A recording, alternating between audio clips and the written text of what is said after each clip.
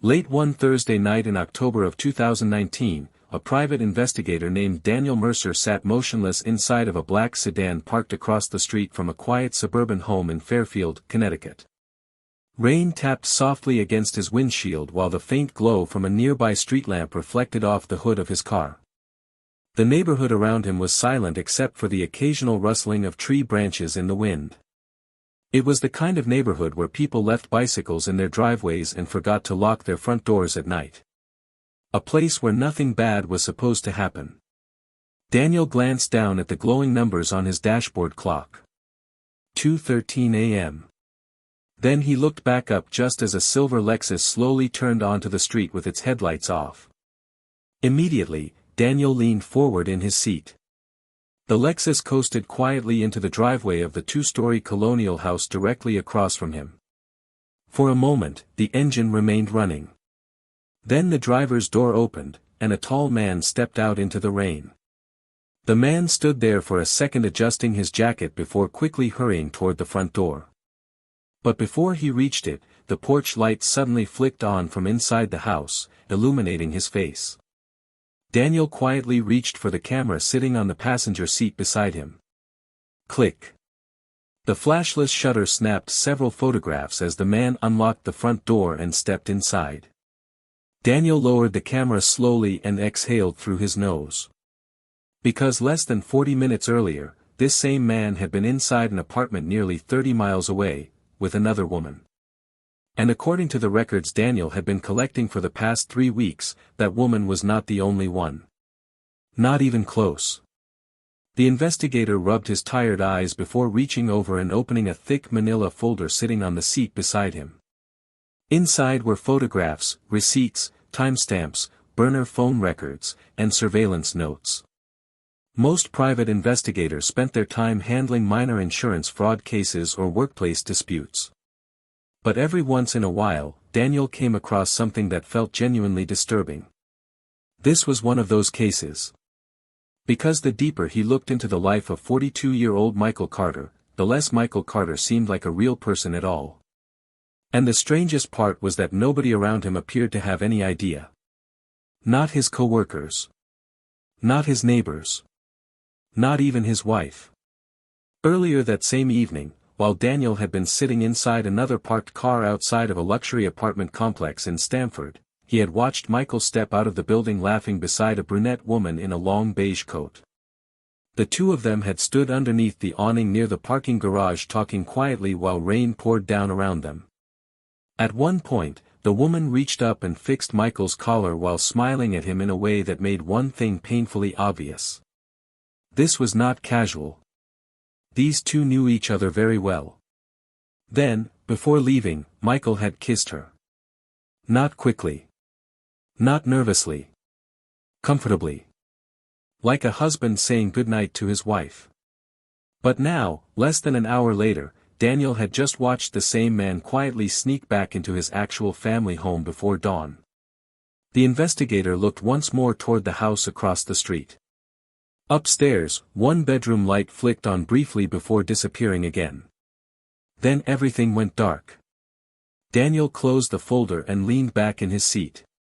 For nearly 10 years, Michael Carter had somehow managed to live two entirely separate lives. And at this point, Daniel wasn't even sure he knew how many there actually were.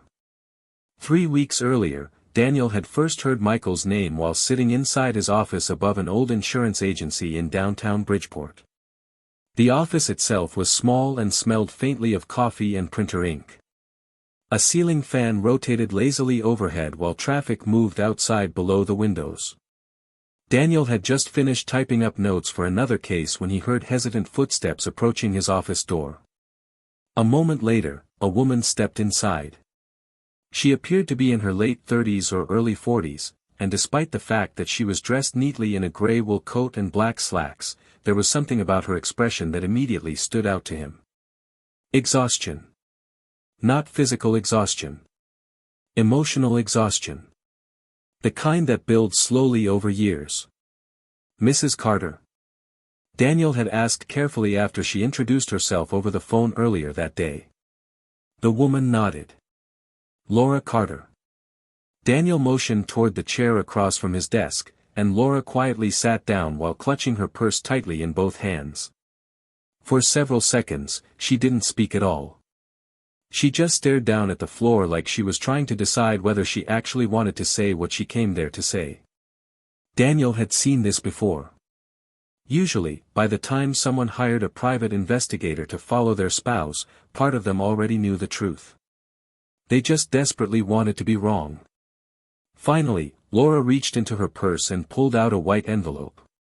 Without saying anything, she slid it across the desk toward him. Daniel opened it carefully. Inside was a photograph. At first glance, the image looked blurry and poorly timed, almost like it had been taken accidentally. But after a moment, the subjects became clear. A man and a woman standing outside a hotel entrance together late at night. The man was Michael Carter. The woman was not his wife. There was no note, Laura said softly. No return address. Nothing. Daniel looked up at her. When did this arrive?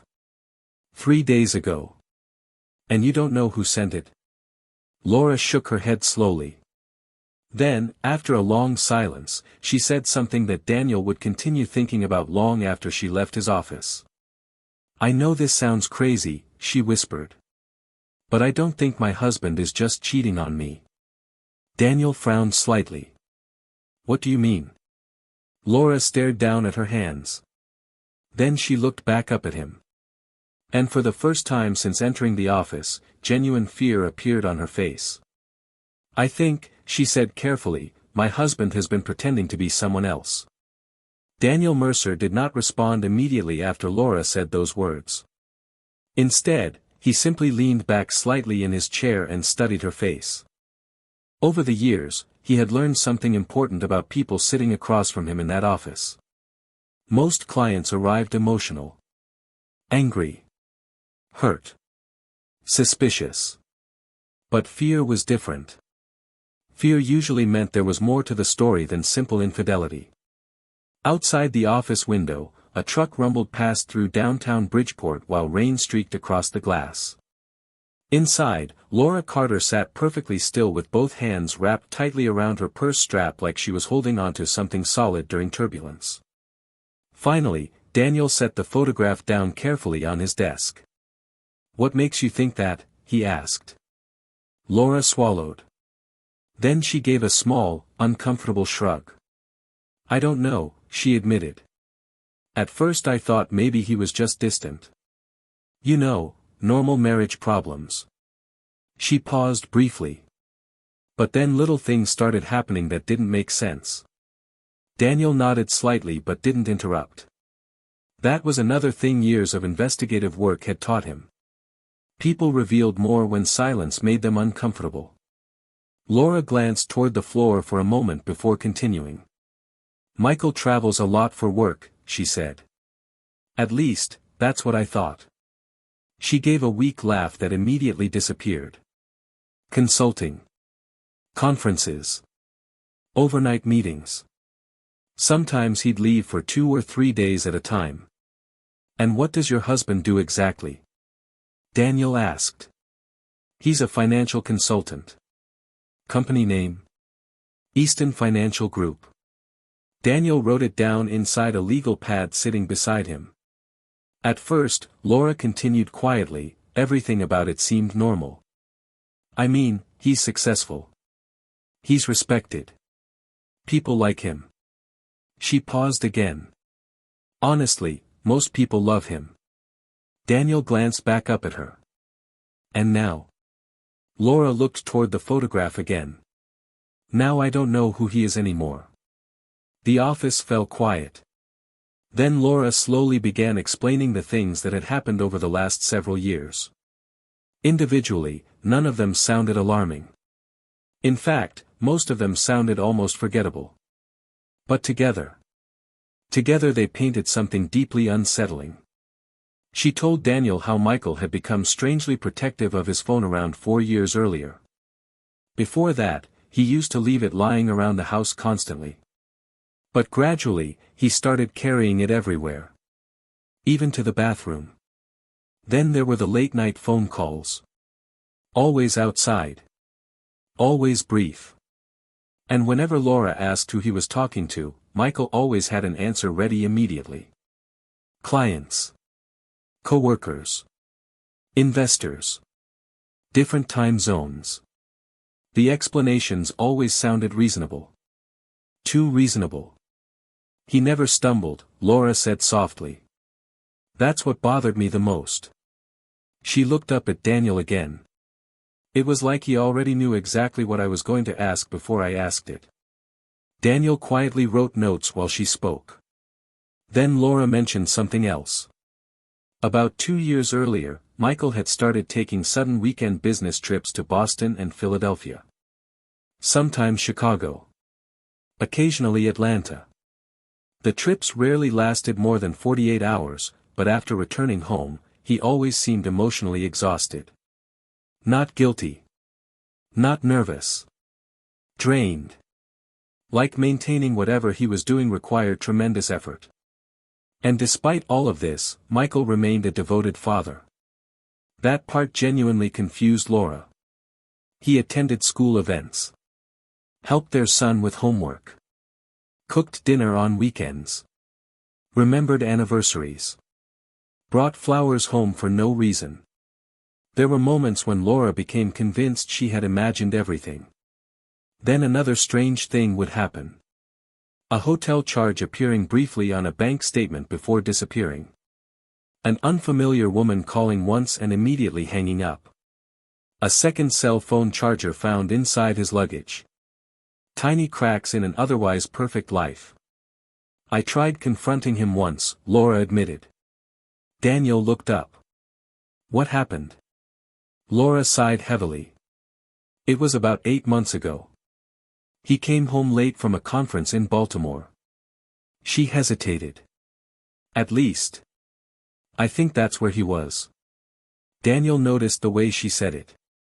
Like even memories no longer felt trustworthy. I asked him directly if he was seeing someone else, she continued. And he looked genuinely hurt. Her expression tightened slightly. Not defensive. Hurt.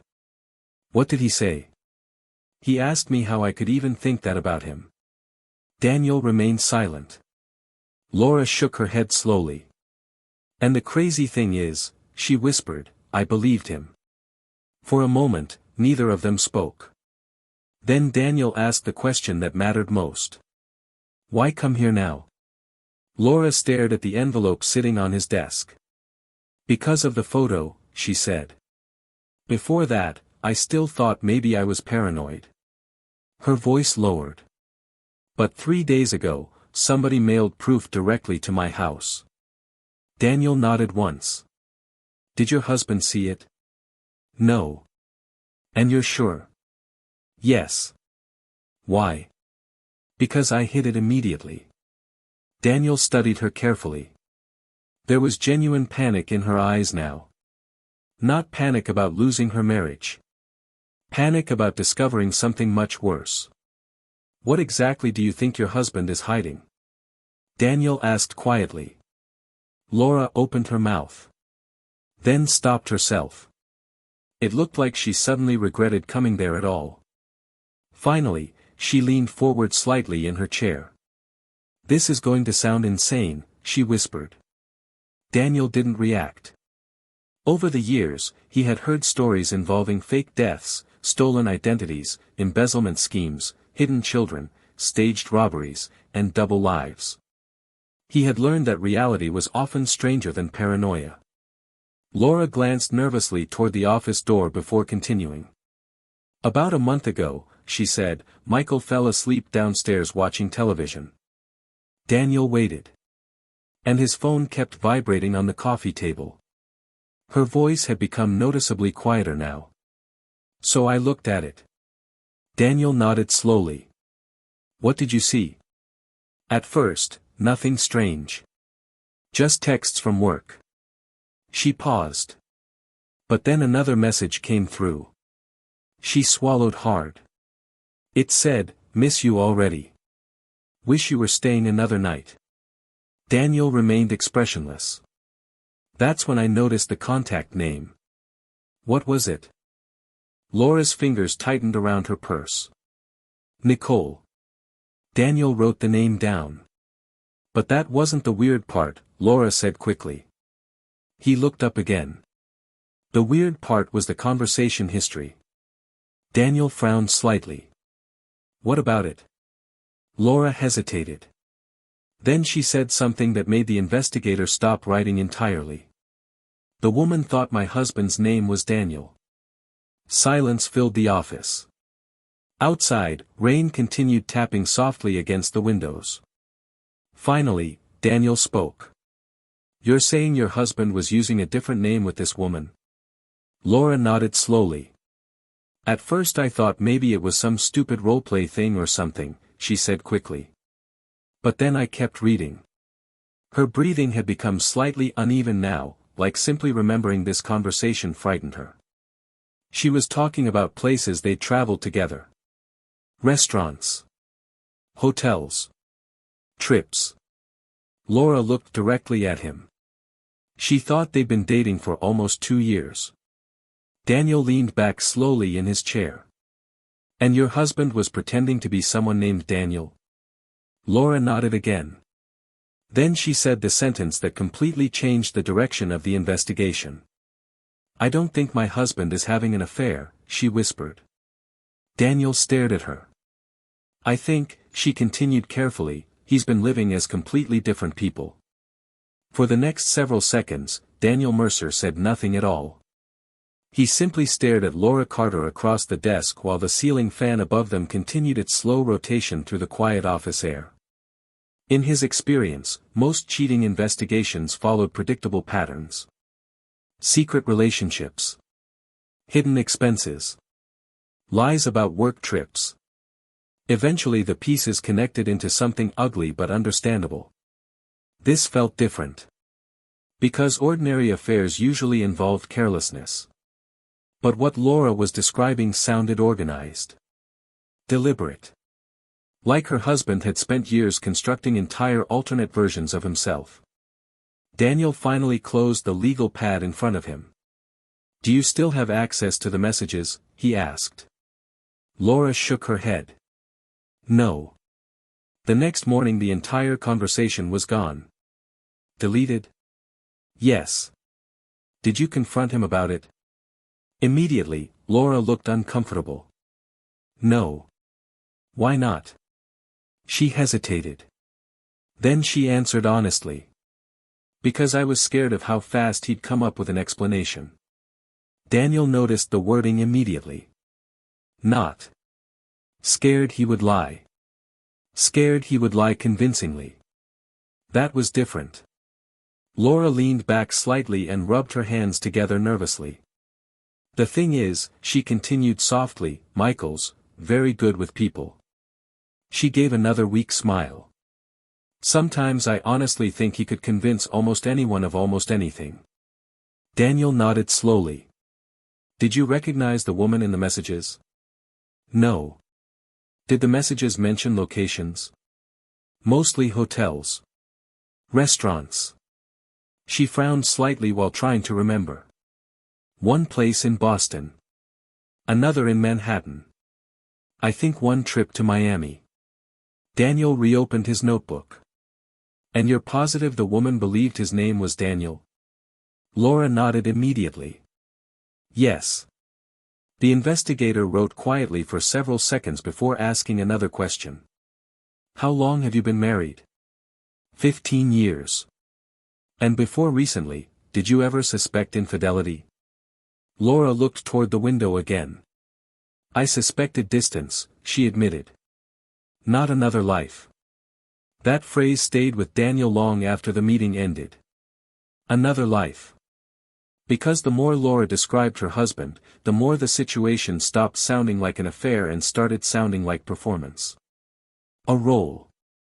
A character being maintained.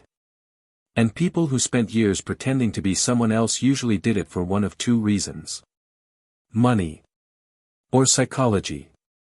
Nearly an hour later, Laura finally stood to leave the office. Before she walked out the door, Daniel handed her a business card with his private number written on the back. "If your husband becomes suspicious," he said calmly, "call me immediately." Laura nodded. Then, after hesitating briefly near the doorway, she quietly asked the question she'd clearly been afraid to say out loud all evening. "Do you think it's possible to really know someone?" Daniel looked at her for a moment. Then he answered honestly. "No." Laura gave a faint, almost defeated nod before disappearing into the hallway outside. The office became quiet again. Daniel remained seated at his desk for several minutes after she left. Then he reached over, picked up the photograph from the envelope once more, and examined it carefully under the desk lamp.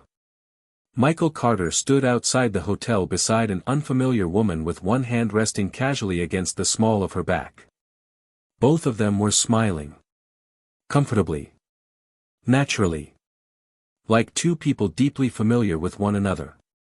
There was no visible nervousness in Michael's posture. No paranoia. No rush. Which meant one thing. He'd done this before. Many times. The next morning, Daniel began digging into Michael Carter's life. At first glance, everything appeared painfully normal. Michael was 42 years old. Financial consultant. Married. 2 children. No criminal record. Stable finances. Clean credit history. Volunteer work. Church donations. Neighborhood association involvement. The kind of man nobody questioned. Which, Daniel knew, often made the best liars. By early afternoon, Daniel had already uncovered the first inconsistency. Easton Financial Group, the company Michael claimed to work for, did exist. But according to payroll records and business registration databases, Michael's role there was far smaller than Laura believed. Much smaller. He wasn't a senior financial consultant. He was essentially a mid-level client advisor.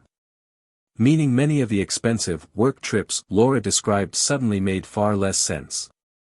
Daniel leaned back in his chair while staring at the computer screen. Then things became stranger.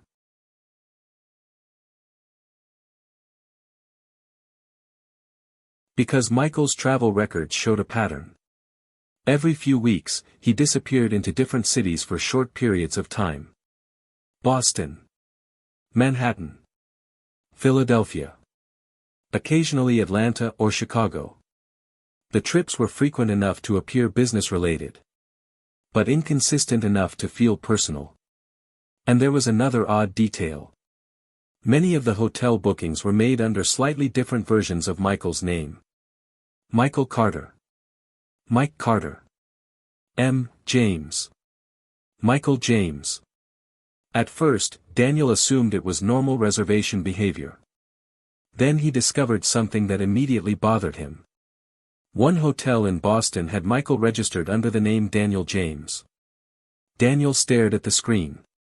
Same first name Laura had seen in the messages. Slowly, the investigator reached for his coffee. The case was no longer theoretical. Michael Carter was absolutely using alternate identities. The only question now was why. Later that evening, Daniel drove towards Stamford after tracking one of Michael's scheduled business dinners. The sky overhead had turned dark gray while rain drifted across the highway in thin waves. By the time Daniel parked outside the upscale Italian restaurant near the waterfront, the dinner crowd had already begun filling the building. At 7:42 p.m., Michael arrived. Daniel immediately recognized him from the photograph. Tall. Clean cut. Expensive charcoal coat. Calm posture. Nothing about him stood out. That was probably intentional. 20 minutes later, another woman arrived. Brunette. Mid-30s. Confident.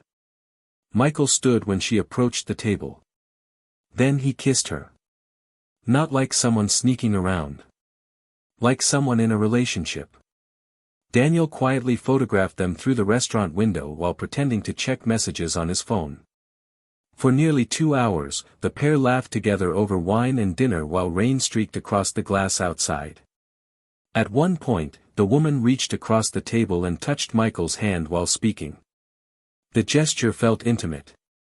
Long-term intimate. Not casual. And the strangest part was Michael himself. He never once appeared nervous. No checking exits. No scanning the room. No anxiety about being seen. It was almost like he mentally transformed into someone else entirely depending on who he was with.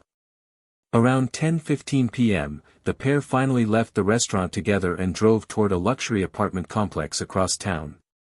Daniel followed carefully from several car lengths behind. When they arrived, Michael carried groceries inside with the woman like he'd done it 100 times before. Then the apartment lights came on upstairs. And stayed on. Hours passed. Around midnight, Daniel reviewed his notes while sitting alone inside the parked sedan outside the building. Something about the entire situation felt deeply wrong. Not morally wrong. Psychologically wrong. Affairs were usually chaotic. Emotional. Messy. But Michael's behavior felt structured with almost frightening precision. Then, at exactly 1:34 a.m., Daniel watched the apartment bedroom lights switch off. 40 minutes later, Michael emerged from the building alone.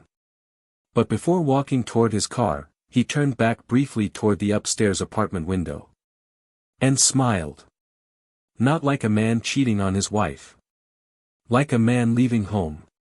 The next morning, Daniel Mercer woke up after less than 4 hours of sleep with the uncomfortable feeling that this case was becoming something much larger than simple infidelity.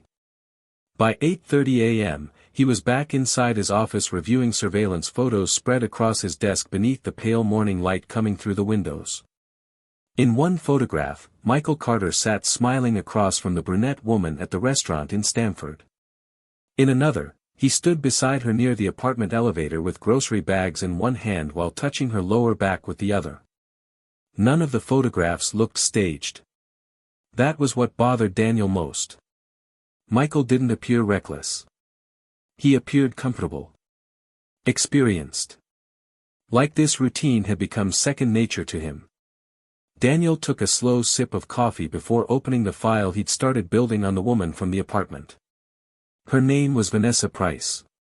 36 years old. Interior designer. No criminal history. No obvious connection to Michael Carter's real life. But according to Daniel's preliminary investigation, Vanessa had been in a relationship with a man named Daniel James for nearly 3 years. 3 years. Daniel leaned back in his chair slowly. Which meant Michael hadn't simply created a fake identity for quick affairs. He had maintained an entirely separate long-term relationship for years. And somehow neither woman had discovered the other. That level of deception required organization bordering on obsession. Daniel glanced again toward the photographs scattered across the desk. Then his phone vibrated. Laura Carter. He answered immediately. Mr. Mercer. Laura sounded tense. Yes. I need to ask you something. Daniel sat upright slightly. Go ahead. There was a long pause on the other end. Then Laura quietly asked, has my husband ever mentioned someone named Vanessa? Daniel's eyes narrowed slightly. No, he answered carefully. Why? Another silence. Then Laura exhaled shakily. Because I found that name in our bank records this morning. Daniel grabbed his notebook immediately. What exactly did you find? A jewelry purchase, she said. Almost $4,000. Her voice tightened. The receipt was addressed to someone named Vanessa. Daniel looked toward the surveillance photos again. Did you confront him? No, Laura paused. He left for work 20 minutes ago. Daniel wrote quickly while she continued speaking. At first I thought maybe it was a client gift or something, but then I realized, her voice lowered. Michael never bought me jewelry like that. The investigator remained quiet. He could hear something changing emotionally in Laura now. Up until this point, she had still been searching for alternative explanations. That stage was ending. "What do you want me to do?" Daniel asked calmly. Laura didn't answer immediately. Finally, she whispered, "I want to know how bad this really is." Daniel stared down at the notes in front of him. The truth was, he wasn't entirely sure he wanted to know anymore either. That afternoon, Daniel returned to Stamford and positioned himself outside Vanessa Price's apartment building again. Traffic crawled slowly through the wet streets while gray clouds hung low over the city skyline. At 3:17 p.m., Vanessa exited the building wearing sunglasses and a long black coat before climbing into a white Mercedes sedan. Daniel followed from a distance. 20 minutes later, Vanessa pulled into the parking lot of a small cafe near the waterfront. She entered alone and sat near the back window with a laptop open in front of her. Then, 10 minutes later, Michael arrived. But the moment he walked through the cafe doors, something immediately changed about him. His posture softened. His expression relaxed. Even the way he smiled looked different. Warmer. More natural. Daniel watched carefully from inside his vehicle across the street while photographing the interaction through a partially lowered window. And then he noticed something strange. Vanessa leaned forward across the table and kissed Michael briefly. But while doing so, she smiled and said something Daniel couldn't hear. Michael laughed. Then Vanessa reached over and touched his face affectionately. It wasn't the behavior of someone having a secret affair. It was the behavior of someone completely in love. Hours later, after Vanessa eventually left the cafe alone, Daniel made a decision he normally avoided during infidelity cases. He approached the secondary subject directly. That evening, just after sunset, Daniel entered the apartment complex lobby and buzzed Vanessa's unit. Several seconds later, her voice crackled through the speaker. "Yes. My name is Daniel Mercer," he said calmly. "I need to speak with you regarding Michael Carter." Silence. "Then, I think you have the wrong apartment." "I don't think I do." Another pause. Then the building door unlocked. A few moments later, Vanessa opened her apartment door cautiously while staring at Daniel with visible confusion. "Yes." Daniel introduced himself again before carefully explaining that he was conducting a private investigation involving Michael. Almost immediately, Vanessa's expression shifted. Not guilt. Concern. "What happened?" she asked quickly. "Is Michael okay?" Daniel studied her face carefully. She genuinely looked frightened. "He's fine," Daniel answered. Vanessa visibly relaxed. Then she frowned slightly. "I don't understand." Daniel hesitated briefly. Years in this profession had taught him that moments like this could permanently alter people's lives. "There's something important you need to know," he said carefully. Vanessa crossed her arms uneasily. "About what?" Daniel looked directly at her. "Michael Carter." The confusion returned instantly. "Who?" Daniel felt a chill move slowly through him. "Michael Carter," he repeated. "The man you've been seeing." Vanessa stared at him blankly. Then she shook her head slowly. "I think you're mistaken." Daniel's stomach tightened. "What's his name?" he asked quietly. Vanessa answered immediately. "Daniel James." The hallway suddenly felt very quiet. Daniel studied her expression carefully. She wasn't acting. She truly had no idea. "How long have you known him?" Daniel asked. "Almost 3 years." "And what does he do for work?" "He's an investment consultant." Close enough to reality to sound believable. Classic deception structure. Daniel nodded slowly. "And you've never heard the name Michael Carter before?" "No." Daniel reached carefully into his coat pocket and removed one of the surveillance photographs. Then he handed it to her. Vanessa glanced down casually at first. Then her face went completely pale. Because standing beside Michael in the photograph was Laura. And beneath the image, Daniel had written 2 words earlier that afternoon. Wife of Michael Carter. Vanessa looked back up at him slowly. At first, she seemed unable to process what she was seeing. Then she laughed once. A short, nervous laugh. No, she whispered. No, that's not possible. Daniel said nothing. Vanessa stared down at the photograph again. Then suddenly she looked physically ill. He told me he was divorced, she whispered. Daniel remained still. Vanessa backed slowly into the apartment wall while shaking her head repeatedly. No, she muttered. No, no, no.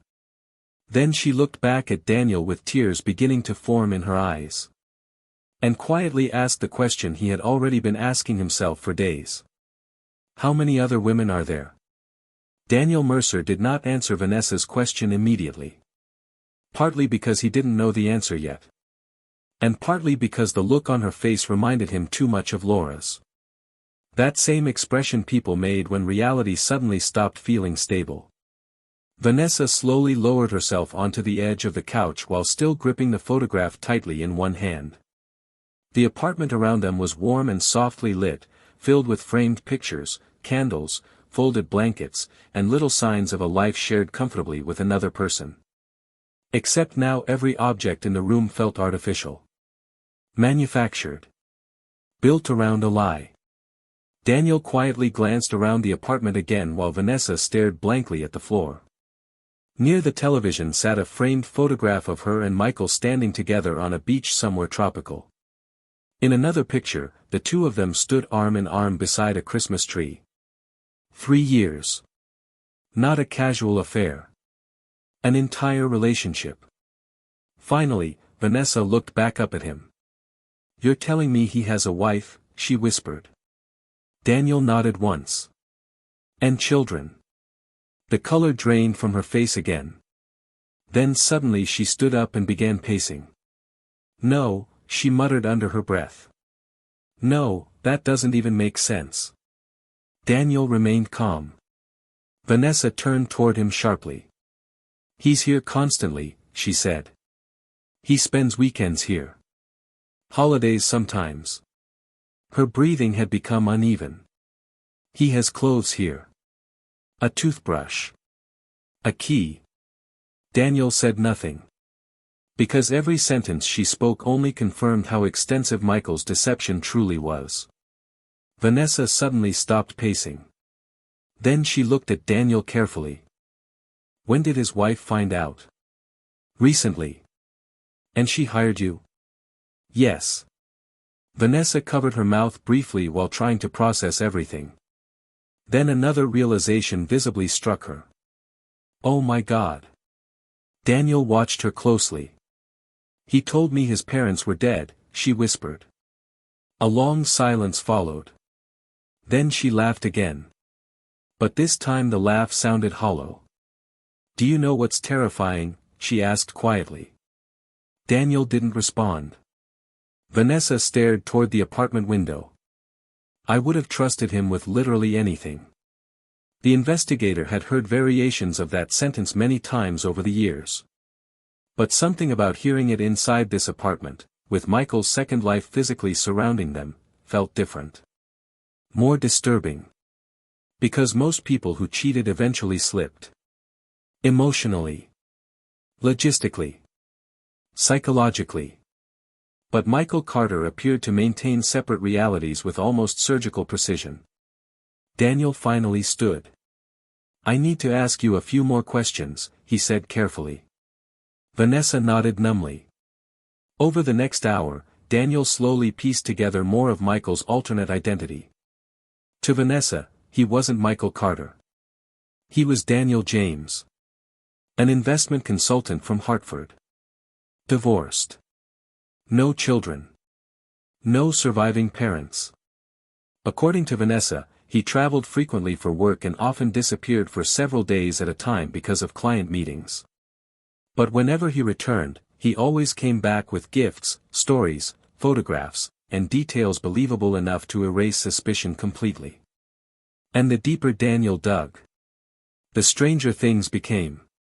Because Michael had not only built another identity, he had built another personality. Vanessa described him as emotionally vulnerable, soft-spoken, romantic. A man who talked openly about wanting stability after a painful divorce. That description barely resembled the confident, controlled husband Laura had described. It was like Michael adjusted himself depending on who he was with. Not just his schedule. His entire identity. At one point, Vanessa walked into the bedroom and returned carrying a hardcover photo album. Without speaking, she handed it to Daniel. Inside were nearly 3 years of memories. Trips. Birthdays. Hotels. Restaurants. Beach vacations. Smiling photographs of two people who appeared deeply in love. Then Daniel turned one more page. And paused. Because there, on the right side of the album, was a photograph of Michael standing in front of a lake cabin with his arm around Vanessa. And stamped in the bottom corner of the picture was the date. December 24, 2018. Christmas Eve. Daniel slowly looked up. Are you sure this date is correct? Vanessa frowned slightly. Yes. Why? Daniel closed the album carefully. Because according to Laura Carter, Michael had spent Christmas Eve of 2018 at home with his family.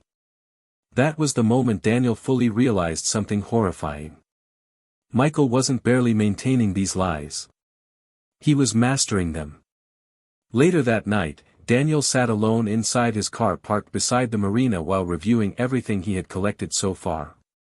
Rain drifted softly across the windshield while city lights reflected off the dark water nearby. On the passenger seat beside him sat two separate files. One labeled, Laura Carter. The other, Vanessa Price. Two women. Two entirely different versions of the same man. And Daniel was beginning to suspect there were more. Then his phone rang. Laura. He answered immediately. Mr. Mercer. Something about her voice sounded wrong. Panicked. What happened? Daniel asked. I think Michael knows something. Daniel straightened instantly in his seat. What do you mean? Laura lowered her voice. He came home early tonight. And? He kept asking strange questions. Daniel grabbed his notebook. What kind of questions? About whether anyone had contacted me recently. Whether I'd been going through his office. Her breathing became shaky. Then he asked if I still trusted him. Daniel stared through the rain outside. Did you say anything? No. Did he seem angry? That's the weird part, Laura whispered. He seemed calm. Daniel felt a knot tighten in his stomach. Controlled people were often the most dangerous once they realized control was slipping. Then Laura said something else. And before he went upstairs, her voice cracked slightly. He hugged me. Daniel remained silent. It felt different, she whispered. Like he was saying goodbye. Outside, thunder rolled faintly somewhere over the harbor. Daniel looked toward the files sitting beside him. For nearly 10 years, Michael Carter had successfully manipulated multiple women into believing entirely different versions of reality. But now the walls around those realities were beginning to crack. And men who spent years constructing fake lives often became unpredictable once those lives started collapsing. Then Daniel noticed something sitting inside the Vanessa file. A receipt. One he had almost ignored earlier. He picked it up carefully. Parking garage ticket. Lower Manhattan. 3 nights earlier. But what caught his attention wasn't the location. It was the timestamp. Because according to Laura, Michael had been home that exact night having dinner with his family. Daniel stared at the ticket for several seconds. Then slowly reached for his phone again. Because suddenly, one terrifying possibility entered his mind. What if Michael Carter hadn't been balancing two lives? What if he'd been balancing three?